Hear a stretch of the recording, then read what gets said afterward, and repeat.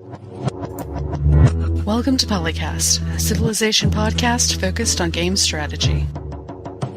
CanusAlbinus, Makahlua, TheMeInTeam, MegaBearsFan.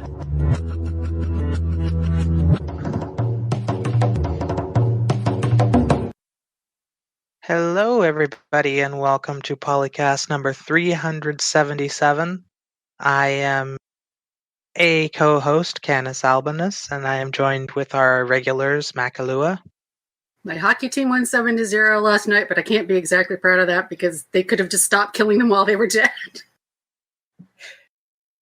TheMeInTeam. in with the new, out with the old military equipment. And MegaBearsFan. Sticking with sports, the Bears did in fact embarrass themselves on national television in the playoffs. Again. They almost won. Not as much as Nashville got embarrassed by the Dallas Stars last night. Is it as big as an embarrassment as what happened with the Falcons at the Super Bowl? No, that was still rules. Ooh. That was actually a close game, but the way it was a close game was what made that bad. It was not a close game at halftime. That was the problem. Yeah. That went from close to nope really fast. Yeah, that one was bad. That was bad. It was quite possibly the funniest thing that happened to the internet that week, though.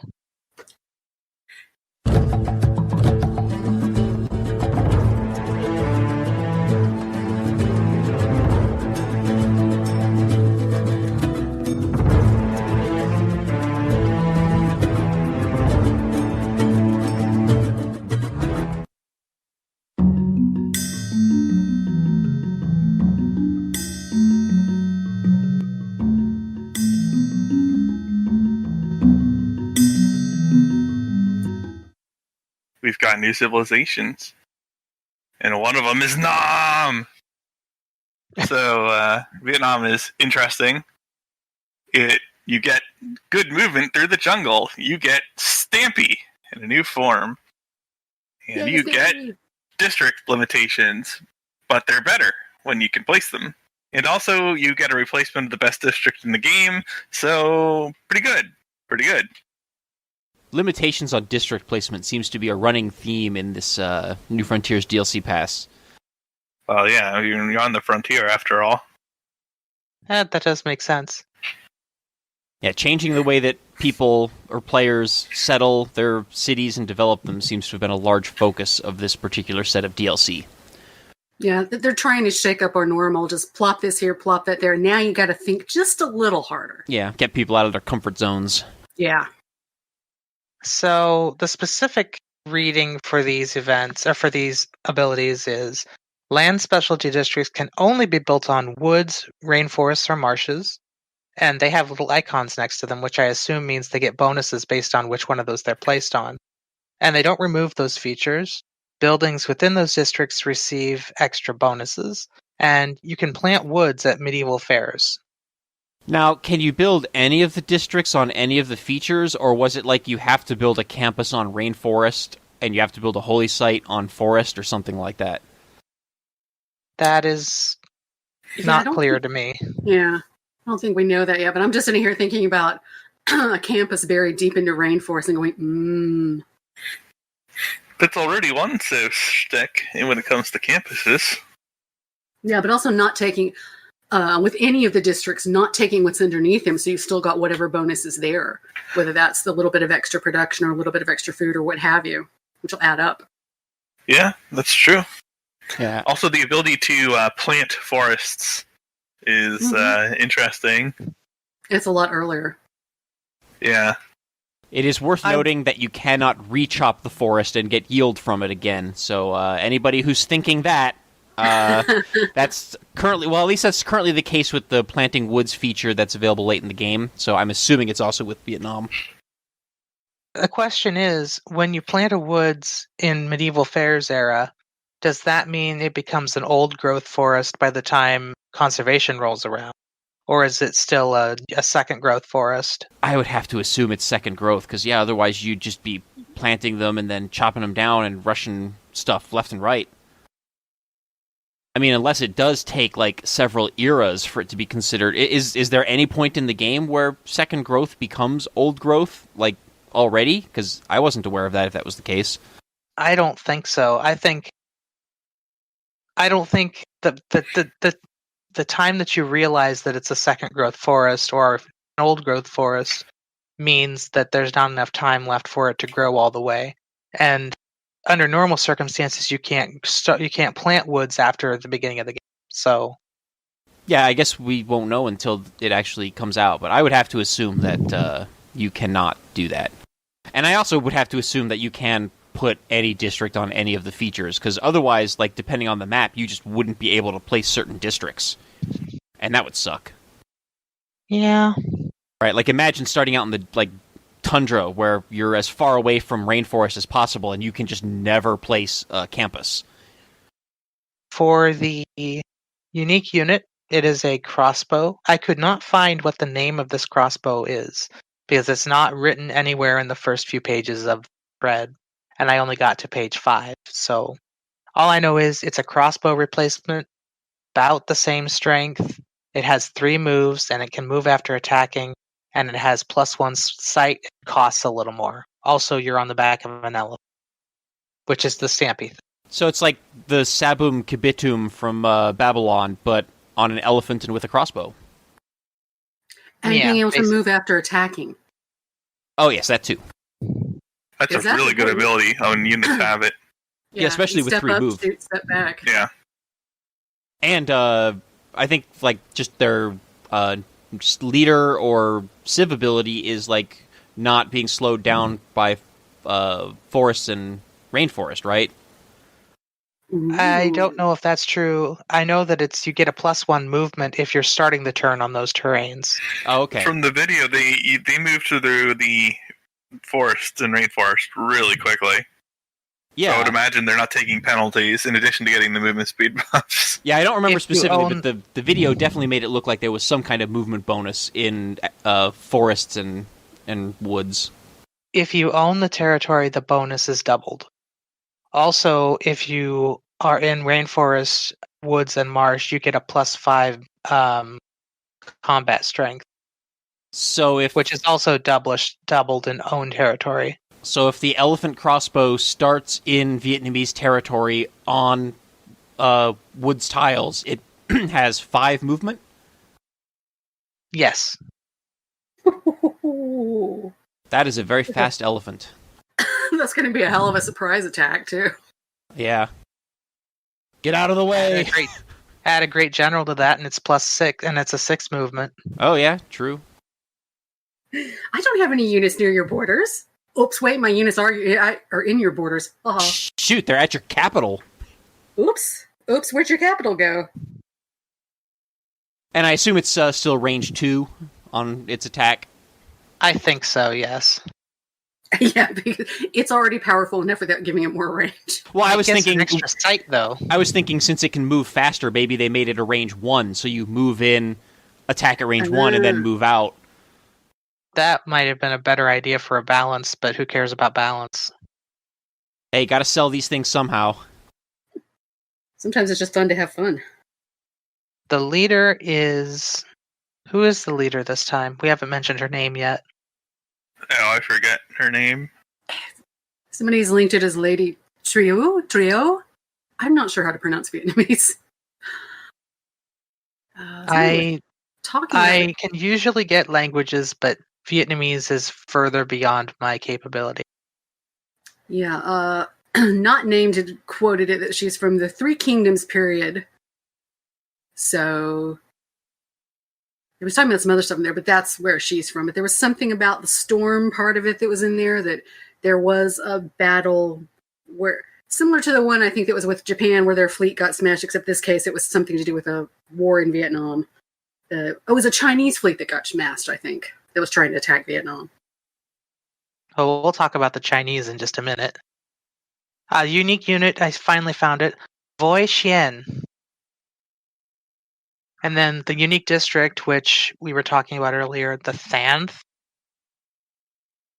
It is a replacement encampment that gives +2 culture per adjacent district, and it does not count as a specialty district, so it doesn't require population to build, and you can build it anywhere. I think Phil approves.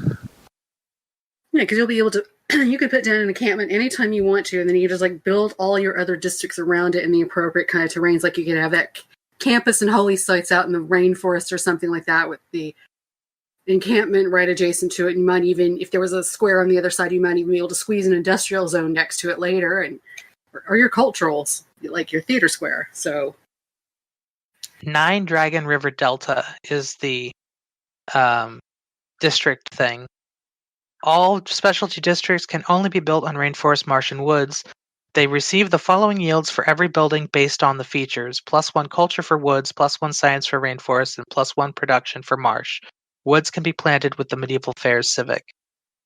Okay, that was where I got the idea that each district was feature specific, because the yields, they were bonus yields that were feature specific. That was my confusion. Also, the Voishian elephants are stronger when defending, whatever that means. I guess either a bonus on defense or higher melee combat strength than a regular crossbow? Probably. Vietnamese lady is named Batreo. Batreo? It's one of those letters that has an upside-down U on top of the E and a dot underneath it, so I have no idea what that means based on my American education. Yeah, we don't even know what those accent marks are called, let alone how to pronounce them. Well, we get a lot of European culture and not much Asian culture when we're in school. Hey, it's not so much that we don't get Asian culture, it's that we don't get Southeast Asian culture. Because we get quite a bit of Japanese stuff. Yeah, and China, but there's a Southeast Asia, what? Despite the fact that we talk about the spice trade and things? Part of it has to do with the fact that Vietnam was kind of a taboo subject for a while in our culture. Well, and coming out of the United States schooling system, we still have a lot of people struggling with I before E except after C, so... That's an English thing, though. English is just hard. Well, right, but the point is we can't even get our own dang language right, so let alone ones from around the world. Yes. I just want to say that this Civ, although they were emphasizing other things, it seems like it is very well constructed for military, and not just defensive military. Yeah, you can kind of go in and squish people really easily. Yeah, I mean, you've got early unique units, easily attainable, better than average encampments, and movement through some of the most annoying terrain for units early on, before like roads are a thing and all that.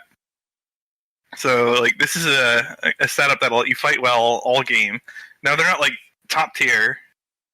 They're like running through everyone with Macedonia or whatever, but they are a good military civ too.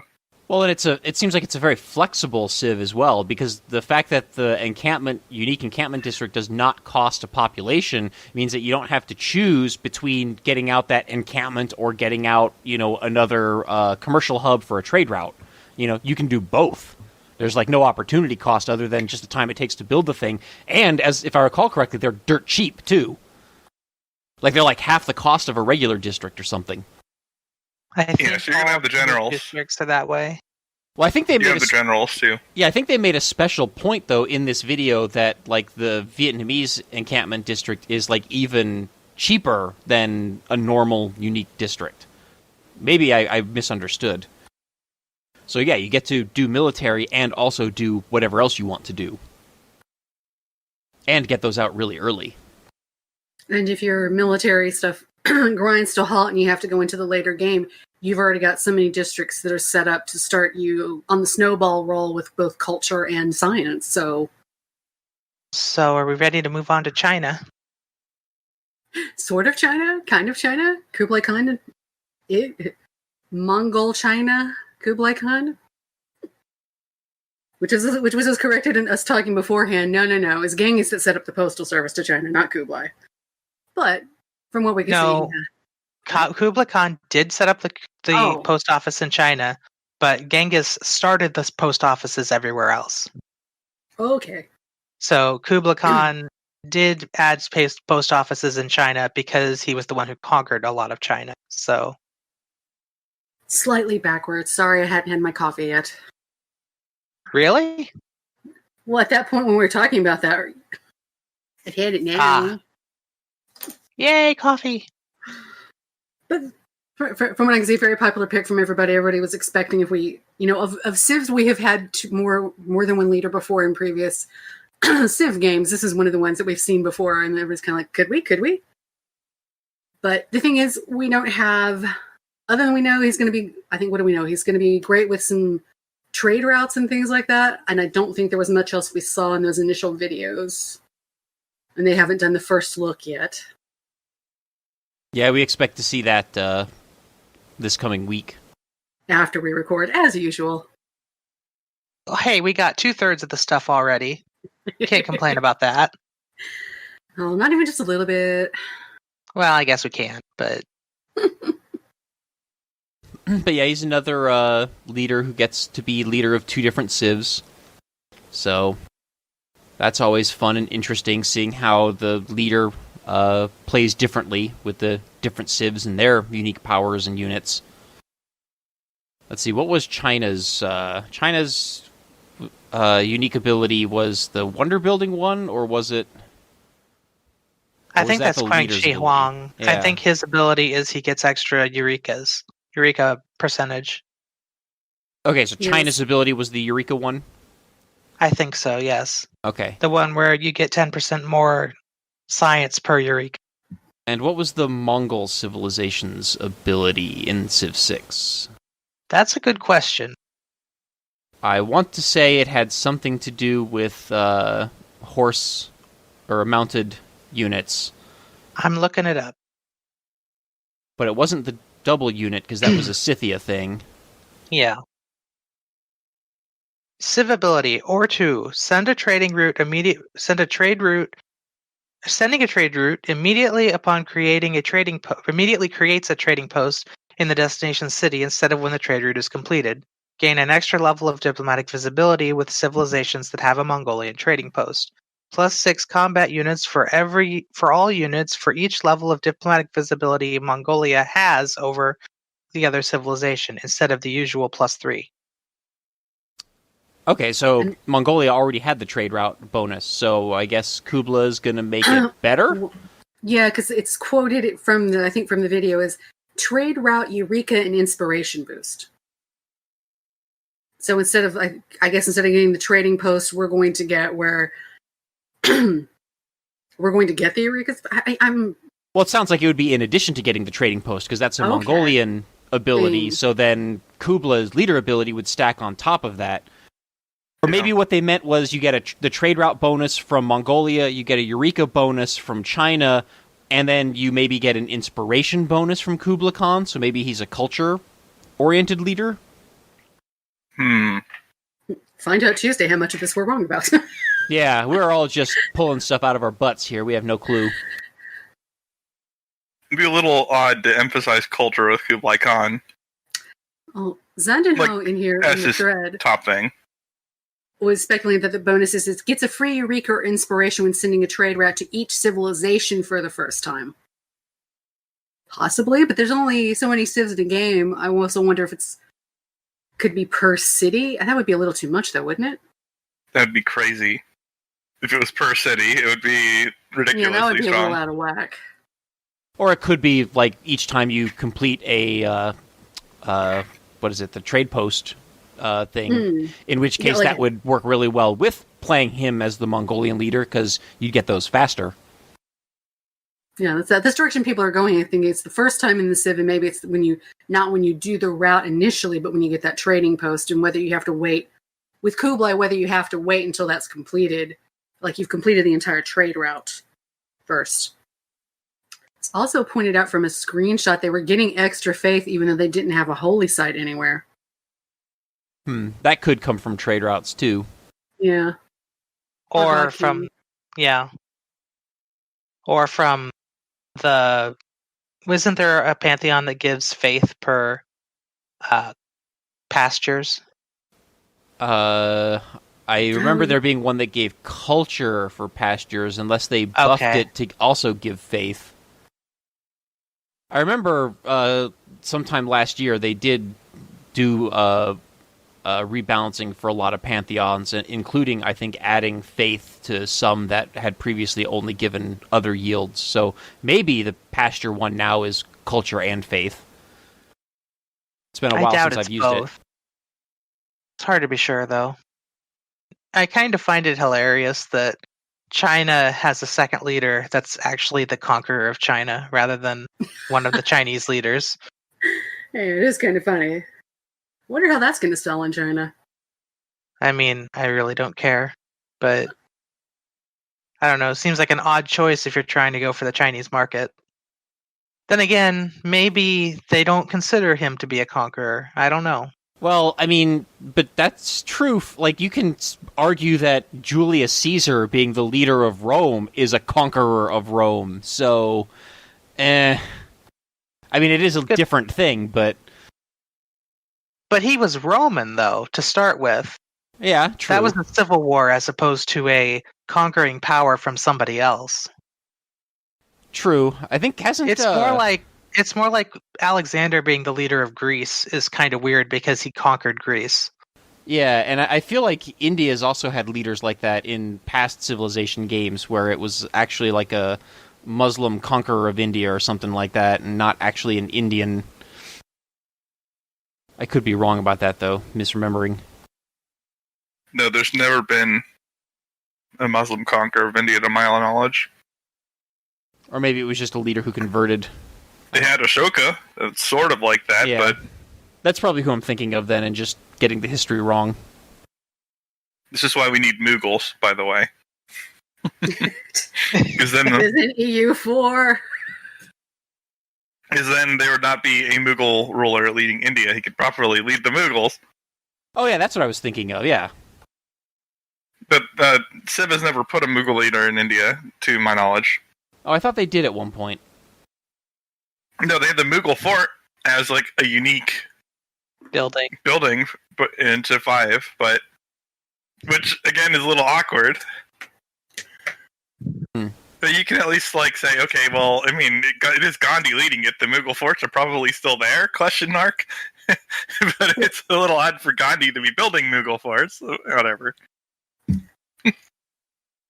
We don't play this game for historical accuracy. Yeah, but you don't like... That's like the USA having, like, Native American stuff. Like, come on now. We're not going for historical accuracy. We're going for, like, a nod to the actual civilizations, which have the stuff. What, you mean Teddy Roosevelt can't build totem poles for a cultural thing? I mean, I wouldn't tell him no to his face, but it would be a little strange. That's right, the man did survive getting shot and then finished a speech before going to the hospital. Yeah. Alright, so yes, so in addition to getting new leader for China, we are also getting a new game mode, which is a return, but in a different way, of the corporations game mode. So, the way I understood that this works is you build like special improvements over certain luxury resources, and then you get like extra bonuses from them, or you convert them into some kind of manufactured good that you can then sell or trade. Something like that. Am I getting that right? Yeah, it looks like it was almost a workshop type of place, like a specialty workshop, like only for refining sugar workshop or something like that. And then once you got a monopoly... Yeah, and the big point was that you actually get, like, additive bonuses for having more of a specific luxury.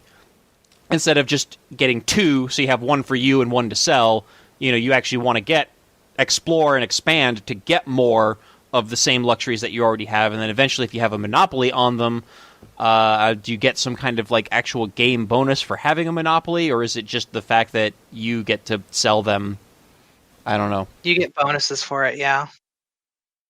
So let's see if we can figure out, based on this collection of screenshots and thread, figure out how this is put together. So you get 2 if you have 2 of one resource. you can build an industry improvement on top of, which is a builder improvement. And this gives a specific yield based on what the actual thing is. So for diamond industry, it looks like plus 25% gold in the host city. And later on, you can build the corporation improvement with a great merchant, which lets you name your corporation. And when you create your corporation, create a project in city that lets you create a great work called a product. Product? Yes, a product. And those products go into stock exchanges through the Great Works menu. Or harbors. And we have or harbors, do they? I think they Yeah, said yes. or harbors, yeah. Yeah. Presumably Seaports. one of the buildings in the harbor, not just the harbor district. Looks like seaports. Yeah, or shipyards. And the one they showed the example of here is a coffee product, and it gives plus 20% culture use in the city. And once you get a certain percentage control of the market, i.e., control this many resources, you get monopoly. Monopoly gives gold based on the percentage control and trading partner, plus grants tourism bonus. So I like that this does not sound like it's basically just a reskin of the religion mechanic, as was the case, I think, with the corporations in Civ 4. Yeah, this is this is something different because you're having to corral. You're going to have to move the great works around. You're going to have to do different things with trading. You're going to have to expend more worker time to improve those from the simple, like, gathering things into the ones that will eventually form the corporation. The corporation is an upgrade to an and it uses the great merchant. So we will also have other uses for the great merchant than sitting there and just getting more trade routes or getting an extra envoy or whatever bonuses. Yeah, some of those merchants are really good, though. It's going to be tough to decide whether you want to use their regular power or build a corporation with them. Like, I would have to assume that having a corporation is probably going to be better than increasing my trade route capacity, but it's still like, oh man, improving my trade route capacity is still also a really good thing. Like, yeah, tough decisions. That's the theme of all the stuff in the Frontier Pass, basically. Yeah. Well, there's some other stuff that was added. We get the Preserve building, which is added in the DLC. It's a unique tile or a tile improvement that is unlocked at Wait, was mysticism. it an improvement or a district? It's a district. I was under the impression it was a district because you can actually build buildings on it. I sometimes get tile improvement and district used when I'm talking to Okay, myself. fair enough. It grants 3 housing based on appeal, culture bombs neutral tiles, and has +1 appeal adjacent. Cannot be built next to the city center. You get to build 2 buildings in it. There's the Grove, which is +1 food and +1 faith per adjacent unimproved charming tiles. +2 food, +2 faith, +2 culture for adjacent unimproved breathtaking tiles. And then you get the Sanctuary, which is unlocked at conservation, +1 science and +1 gold added to the Grove's benefits for charming tiles, and +2 science, +2 gold, +2 production to adjacent unimproved breathtaking tiles. So basically, to me, it looks like it's a completely useless thing because why would you want to improve tiles? Well, I guess it's good early in the game before you've had the opportunity to improve those tiles. Or if you're expanding out and you're going into undeveloped country things and you know you're not going to have time to fully improve those like you might do your core cities or something. Like if you're playing a Terra map and you went to the New World. Yes, I wonder how it interacts with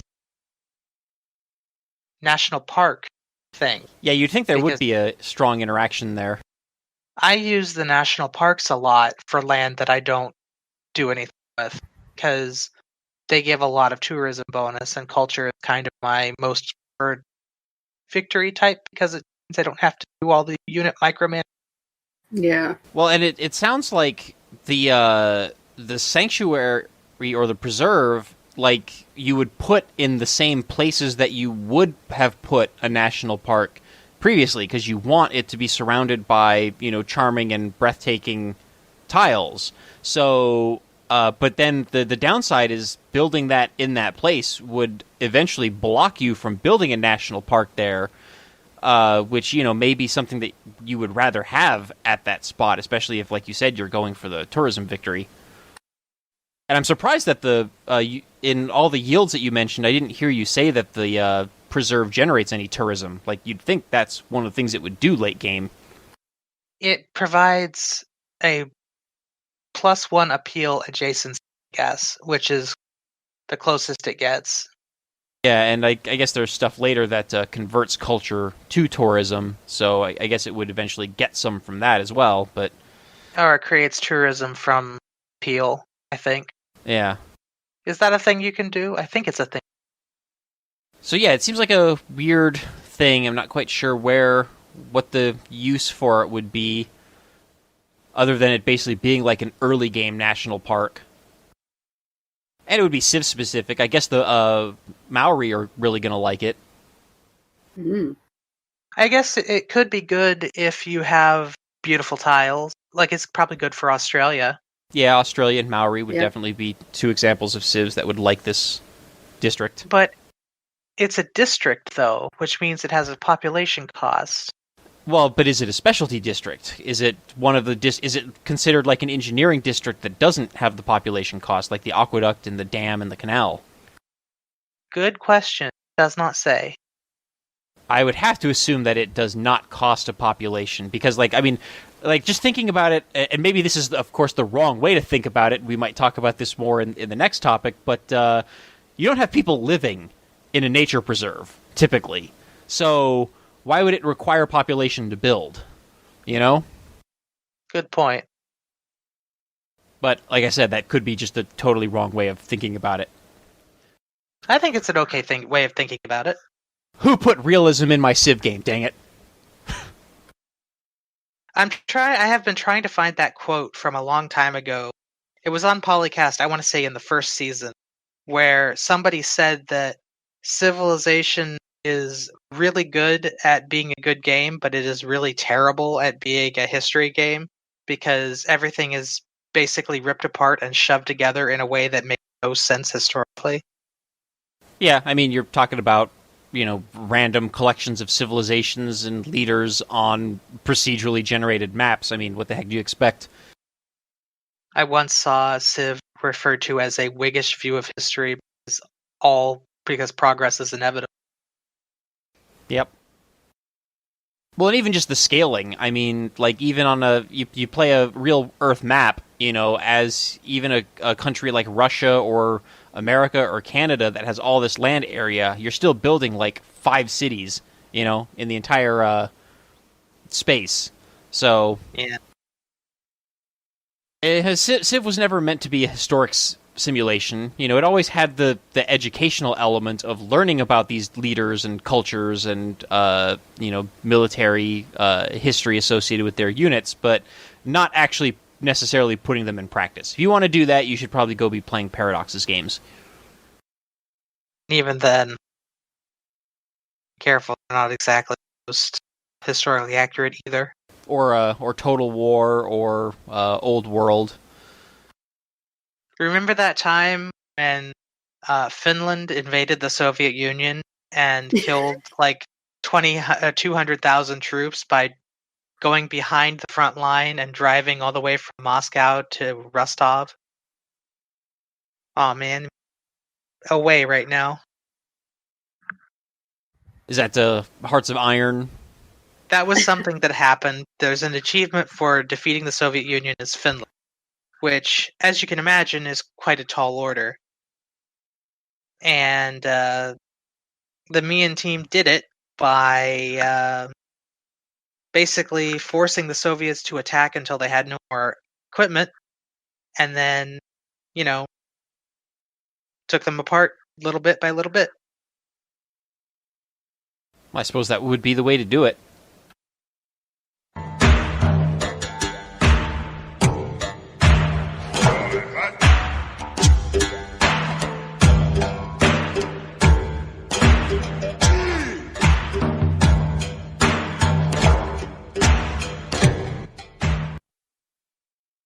In this thread started by Anon Zanen, whatever. I can't pronounce that one. Anon-X anonymity. That makes more sense, actually. We have a thread called Historical Concepts Translated to Gameplay and Mechanics. What are some gameplay and mechanics that represent history concepts well? Are there any concepts that should be implemented, or if already implemented, should be better? And this thread had some interesting stuff going on.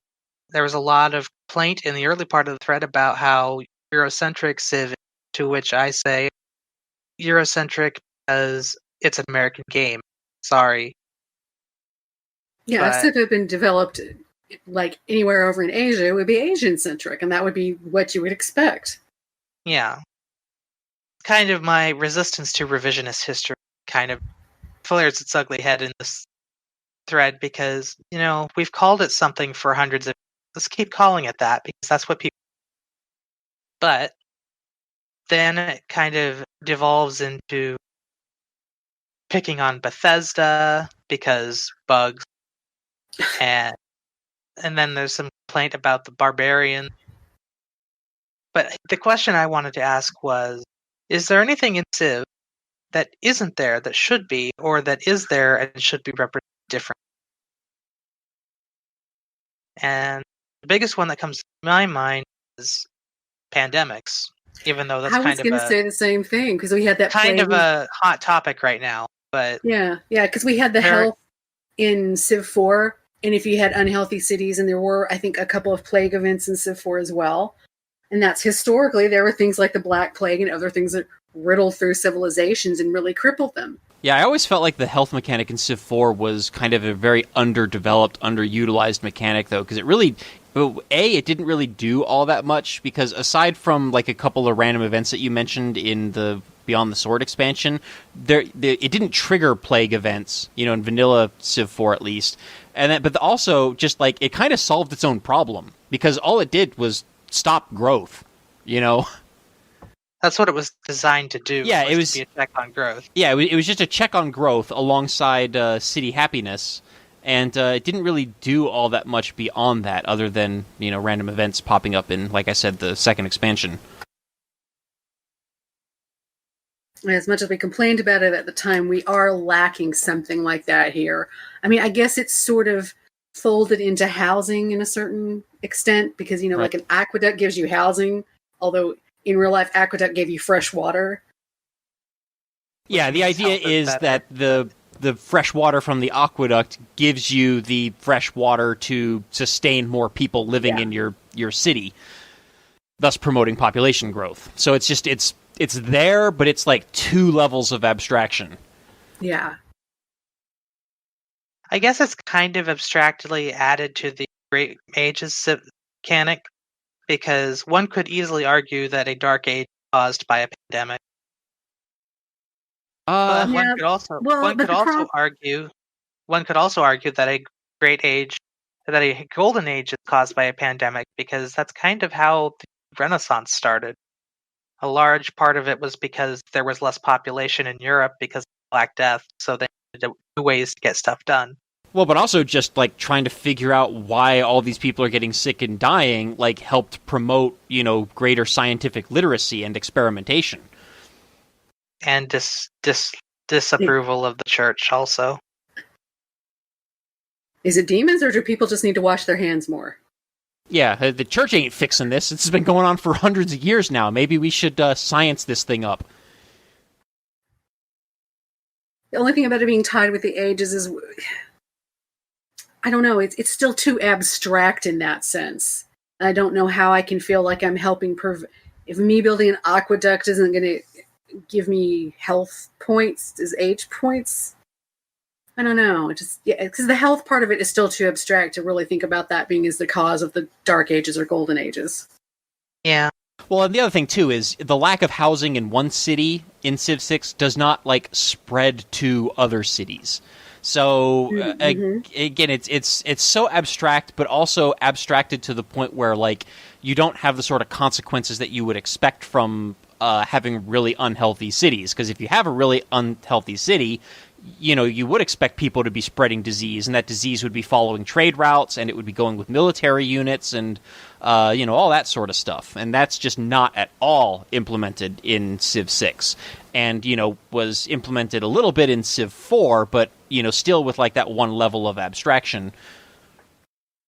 Because I think in Civ 4, having a particularly unhealthy city would, actually reduce the health of nearby cities. It's too bad Phil had to step away. He probably would be able to answer that. But also, having your unhealthy cities have a trade route to another empire didn't make that other city on the receiving end less healthy. Which, if it was an actual plague type thing, that would have happened. Yeah, you could hypothetically weaponize it. Yeah, and then you would have people closing their borders to you because they don't want to get it. Has anybody played Rise and Fall Plague scenario? I played the Rise and Fall mod for Civ 4, I think, but is that the one you're talking about? No, I mean, no, the mod that is part of the scenario that's part of Civilization 6 Rise. Oh, okay. No, I have not. I haven't either. I haven't seen how they handle the plague mechanic.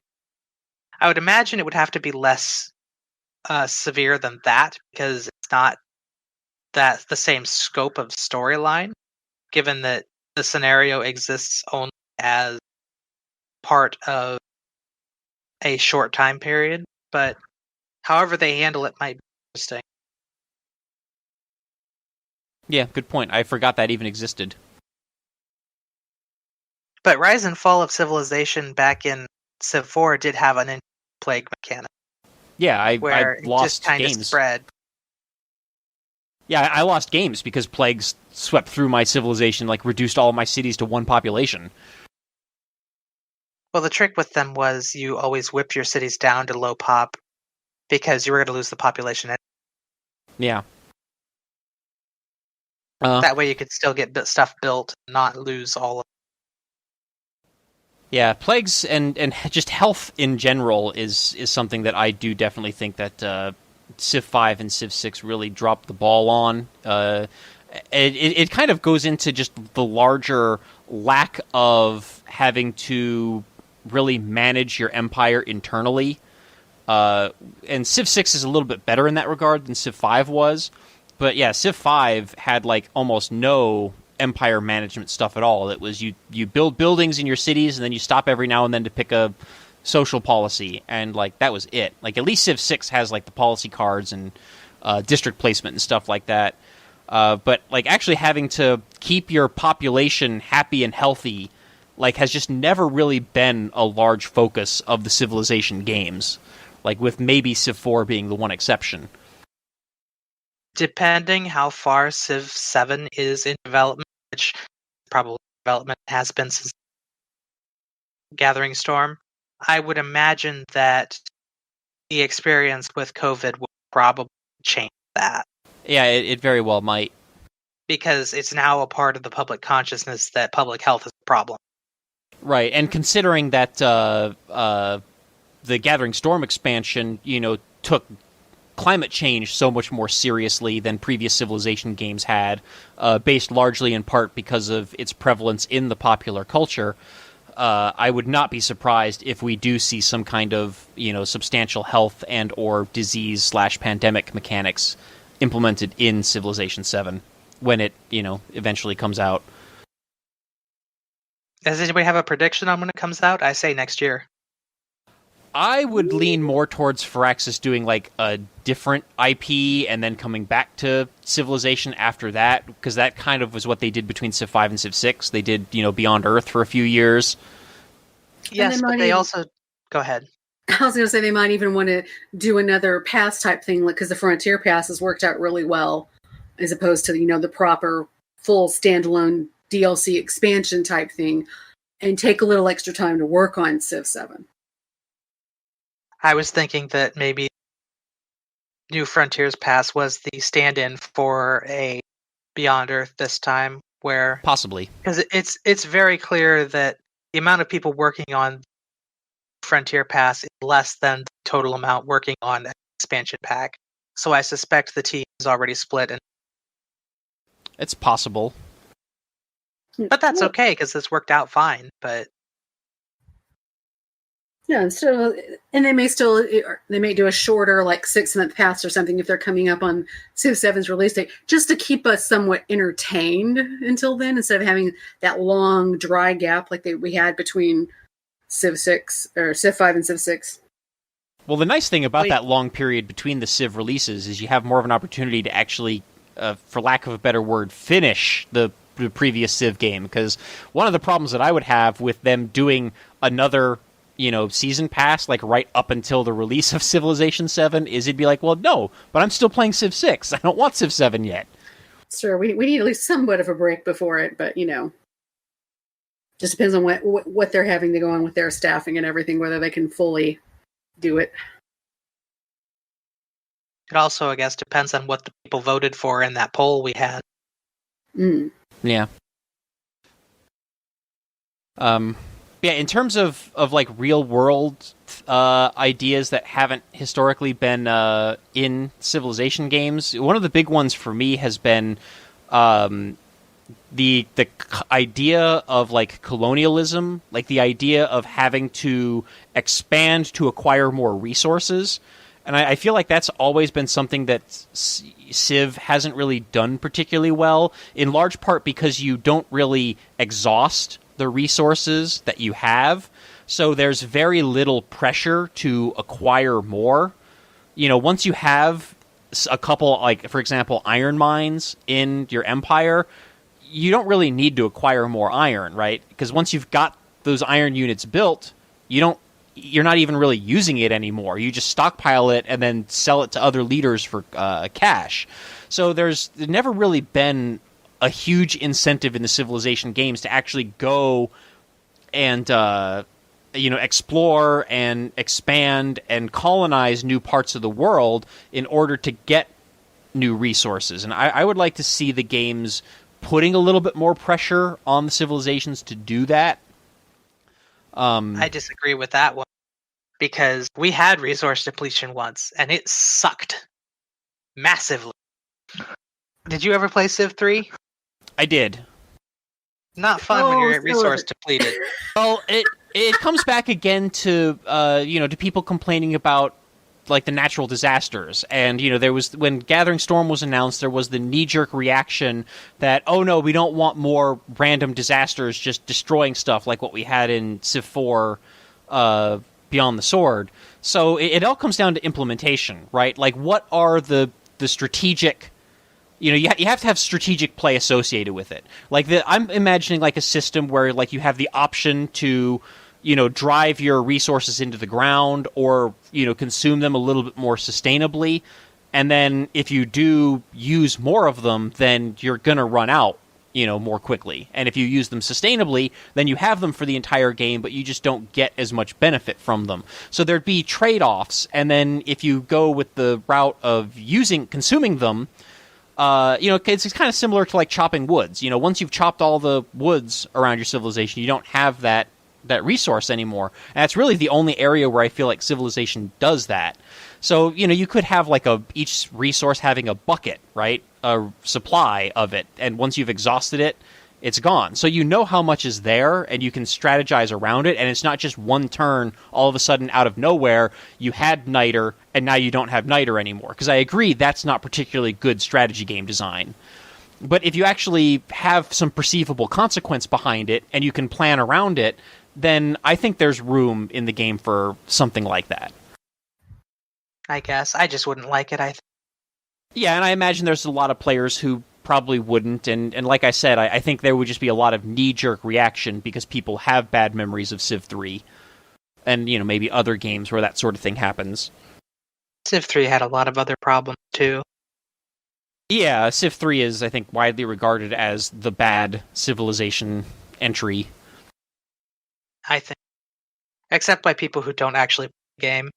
Yeah, it was the one that I started with, so it got me hooked on Civilization, but, you know, to be fair, like, Civ 4 came out, like, the next year, so I got Civ 4 and I never had to look back. That's the exact thing that happened.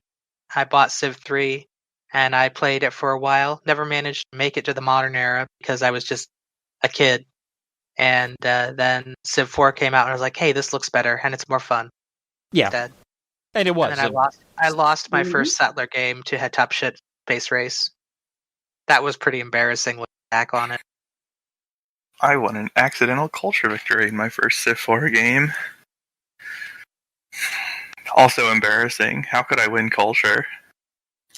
You of all people. What are you doing with culture, Phil? I didn't know any better yet. I do have to say, though, that this corporations mechanic in the Civ 6 Frontiers Pass does look like it goes a little bit of the way towards addressing what I had just said, where there actually is a gameplay incentive to acquire more of even the same resources. So, you know, it does give you that slight pressure, and it does it through, you know, positive reinforcement as opposed to the negative reinforcement of, you know, consuming the stuff you already have. Positive reinforcement is better. But another thing that is one thing that is a historical concept that is not put in the game, and is probably better not, is like population migration. Because Population what? You broke up a little bit. Migration. Yeah, that would be really tilting. That would be like, oh, your population is running away from you because you can't do anything because you have no resources. That sucks. There's nothing you can do about that. Well, that's really fun. That is one of those Phil. cases Thank you. where realism is not too fun. So yes, Phil, we were just talking about the thread about real-life historic concepts that are not in Civ, and I think Maki suggested, was it Maki or Canus that suggested pandemics? That was Mutual suggestion, because we both thought of it. Okay, Yeah. that's why I couldn't remember which of you it was. So yeah, any do you have any thoughts on that? I think that's tough on the timescale of Civ. Like, to do any type of interaction like that, you're always going to have to somewhat gut reality. And I think we should fix sieges first. As in, they should matter more. But that's just me. Well, and was there anything else that you think is a historical concept that is sorely lacking from the Civ franchise? I mean, there's probably a good list of things I could come up with that would maybe not make sense in the context of the Civ 6 turn-based strategy setup, where you advance a lot of turns per year, and you're forced by just the setup of the game's design to abstract to the point where you wouldn't be able to accurately model them anyway. So it's like I would need to really think carefully about how I would add something that the game is lacking, rather than just acknowledging that it's lacking. Like, a good example of that is supply, for example, just as a one-off example. Like, the game more or less doesn't touch on supply, very minimally, in that you heal more in friendly territory than hostile territory. But that might be good enough. Well, there is, just because of how much it varies in actual history, it varies by, you know, what period of warfare we're talking about. There is also the combat penalty from having negative strategic resources in Civ 6. Yeah, I guess. That's true. We rarely see it, but that is a thing. Hey, if it's accessible, I usually try to, you know, send a mounted unit into enemy territory to pillage their strategic resources in the hopes that I can cause their other units to have a combat penalty. It's almost always fair. A suicide mission because of the, you know, bombardment from cities going through, but... Yeah. That's... Can we fix that, please? Yeah, that's something that definitely shouldn't be a thing in the game, and is way off kilter from history. Yeah, the fact that you can't do cavalry raids, even though cavalry raids historically were very successful and were used for thousands of years. And the strength of cities without an army is just ridiculous. Just ridiculous.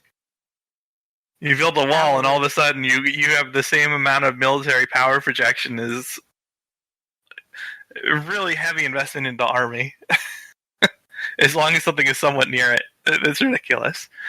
And yeah, it does take away the threat of being pillaged, which was a major threat historically. So, yeah, I mean, that's something that you not implement well.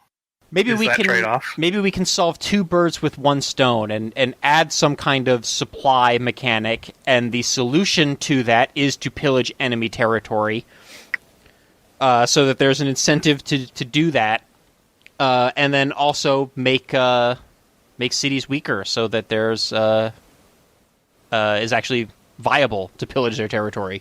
The problem is, how do you manage supply as the game goes on? Because it was very different in classical, medieval, and then especially in, once you get to World War II times, the way supply is handled is so different. Yeah. And yet in Civ 6, supply would probably be the most trivial in World War II times, which is the opposite of history, just because you have tanks that move so quickly that you can just take a city per turn, and then it's your city. Well, just taking Civ 6 mechanics, like I have this idea, and I'm just spitballing here, but maybe you attach a trade route to a general, and then the trade route moves back and forth between your territory with the general, and then is therefore open to being pillaged or plundered by the enemy. And not having that trade route there, or either having the trade route provides you a bonus for having supply, or not having it provides you a penalty for not having supply, or possibly both. And then you have something that you don't have to micromanage, right? Because you just attach it to the general, and you'd have to be able to attach it to any unit, I think. Maybe, or you might have to switch it often. Or you would have to change the way that generals work so that generals are easier to come by and not monopolized by a single civilization, so that only that civilization ever has supply. Yeah. Well, if you don't attach the supply route to something, then you just can't move your army out of your borders. You'd have to have some mechanic for supplying troops outside your borders that don't have a general. Yeah, and Civ 6 currently has the supply convoy unit that's available late in the game, which is an upgrade to what the heck is the earlier version? The medic? And is there something earlier than the medic? I don't think so. So you could do something like that where those units are more important to a successful army. Like a supply train. Yeah. And maybe, like I said, it's maybe instead of it being one of your trade units, maybe it actually is specifically a military convoy unit, but it functions similarly to a trade unit in that it moves back and forth between your army and your cities, and is therefore open to being plundered by the enemy. I mean, it could work. It's just one of those things that it feels like you can go too far into the weeds of tactics with a particular mechanical consideration. Yeah. And I also don't think that something like that works particularly well unless you do start changing the scale of the map so that there's more distance between cities and more open terrain. Yeah. Especially if cities are, blocking movement and doing zone of control and having bombardment. Again, it's just so impractical to send even a cavalry unit in behind enemy lines to do something like plunder a trade route, even if it is there for the taking. Because it's just so easily defended. But then you don't want to go the complete opposite direction where you have to leave a defending unit on every single tile that the caravan's going to cross over because it's too easy to get pillaged. Yeah, and you would also have to have some way of tracing their route, because otherwise the game's automatic path of supply could be really stupid in some cases. Like pathing through stuff that isn't your civilization, which would make no sense, or pathing through really rough terrain that would be difficult to move into to protect it, which again wouldn't make sense, because how are supplies getting through that Uh, Yeah, at the very least, it should follow roads. yeah, ideally, but like this is the kind of thing that's difficult to get the game to do right unless you just let the player control it. But now you have another point of inputs per turn that can go sour, Right. and you'd have to update it all the time. Yeah, and ideally, we don't want even more micromanagement with our armies. That is probably why some of the stuff we've talked about earlier was more abstracted in Civ 6 and Civ 5, because managing the health was more micromanagement in Civ 4. So, I guess like that was pretty non-interactive generally, though. Yeah, I mean, it was basically build an aqueduct when it's available, and then build a hospital when it's available, and that's... It didn't go Or just much trade beyond resources. that. Which we're doing in What's Civ your 6 input? anyway. make sure you have diverse resources, that kind of thing, but still. Yeah, just expand more. Just expand more. Yeah, which again goes into the idea that I talked about, which is, you know, giving the player more reason to have to expand and acquire new resources and materials. I think Civ 6 is at a decent place when it comes to attractiveness to expand. It is, in that it does not outright punish you for doing so, as Civ 5 and did. it's strictly better. Like, you get more stuff when you do it. Right, but not in the... And there are some, like, modest challenges with that as well. And it's not in, like, the super... Yeah, it's attractive. It's not in the super cheesy way that, like, Civ 5 Vanilla was, where, like, every city generated, 2 science and 2 gold in the city center. So you just plopped a city on every tile that could possibly have a city, and then not even worry about building buildings or developing population, because it was just free gold and science. Well, there was also, like, empire-wide modifiers that were per city that you could get, like in Liberty and such. Right. So just having a city was pretty valuable initially. But then Civ 6 Civ 5 overcorrected, I think, in the opposite direction, where it was, all right, I built my 4th city, I am done. Yep, can't go on or you won't have any science, so you lose. Right. No wide for you, only tall. And even then, like, even when you're conquering, like, you had to raise everything, because you didn't want to annex them, and, you know, the client cities kind of sucked. Yeah. So Civ 6 is definitely better in that regard. Yeah, do not miss Civ 5's ham-fisted way of blocking civilizations from expanding. Were there any good ideas in the thread? There's a lot of complaining about Europe in the... Oh yeah, the thread devolves into, like, Eurocentrism, arguing almost immediately, and that's not worth our time. Yeah, kind of on that topic, though, one of the things that I've considered in the past is just, like, different civs from different parts of the world just having their own completely unique tech trees. You know, tech and civic trees. That's cool, but that is extremely difficult to implement well and from a design standpoint. You have, like, examples like where, what was it, the Inca, you know, never invented the wheel, right? They just use pack animals for everything. Like, you might as well be asking Advance to, like, do a one-handed handstand and then do push-ups while upside down. Like, well, again, it's something that other games have done, but it's, you know, they're always games that are on different scales. Like, you go to the Paradox yeah, there's games, like 3 to 5 of them or something. Yeah, you go to, like, what, Crusader Kings 3, and you have, like, unique texts or whatever for each culture. Each religion has its own little upgrade tree. Yeah, I mean, I guess if you don't change the tech tree that much between civs, like you have a lot of common things, then you could pull that off a little bit more feasibly. Yeah, I'm not saying that, like, every single tech on the tree has to be unique for each civilization, but, you know, like, having them in different orders, you know, or having a few unique techs that are unique to that civ specifically. Yeah. Yeah, that could work.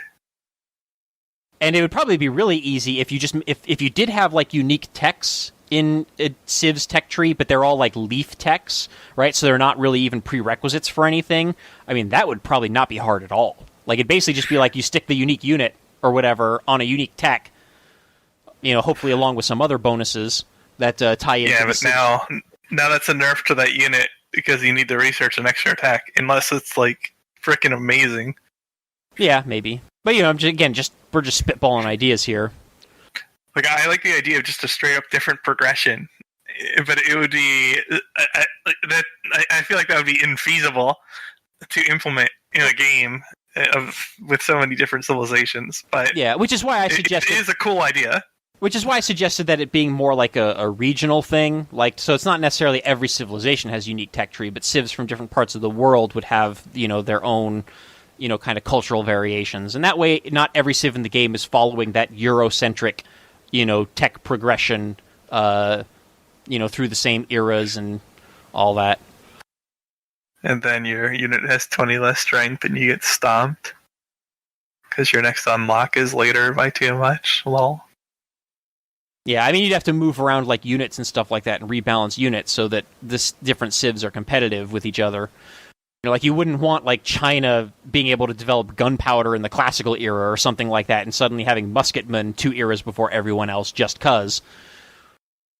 But, you can have that unlock like their, like a siege unit or whatever or something that is scaled to that time period of the game.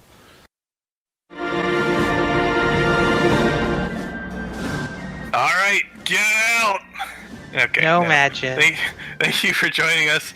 PolyCast episode 377 on the MeInTeam, and as usual, is joined by fellow co-hosts CanusAlbinus. Someday I'll get over this. Makahlua.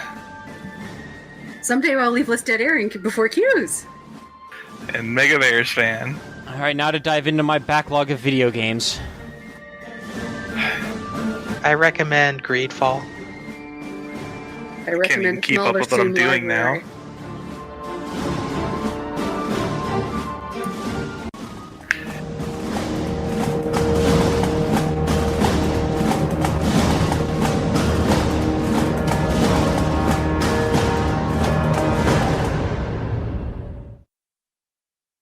Copyright Civilization. Wait, that's not right. Let's try this again.